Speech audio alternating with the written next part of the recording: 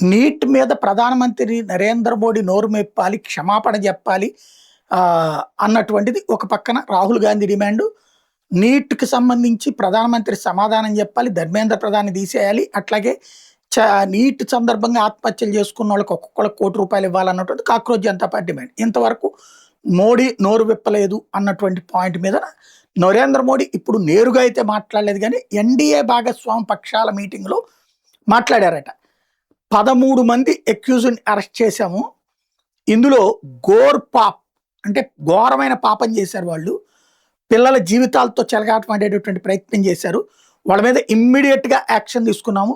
Leak అన్నటువంటి విషయం బయటికి రాగానే పరీక్షల్ని ఆపడంతో పాటుగా మొత్తం సిస్టమేటిక్‌గా చేసుకొచ్చాం. చివరికి ఆ పరీక్షల నిర్వహణ పీఎంఓనే టేకప్ చేసింది. ఎలాంటి ప్రాబ్లం రాకుండా చేసుకొచ్చాం. Strongest action రెస్పాన్సిబుల్‌గా చేసుకొచ్చాం. భవిష్యత్తులో ఫ్యూచర్‌లో పేపర్ లీక్స్ కాకుండా జాగ్రత్తలు తీసుకుంటున్నాం అంటూ మోడీ ఎన్‌డీఏ భాగస్వామి పక్షాల ఎంపీలకి చెప్పి అది పబ్లిక్‌లోకి వెళ్ళమని చెప్తున్నారు. ఆయనే ఆ మొక్క ప్రజలను ఉద్దేశించి కూడా చెప్పొచ్చు.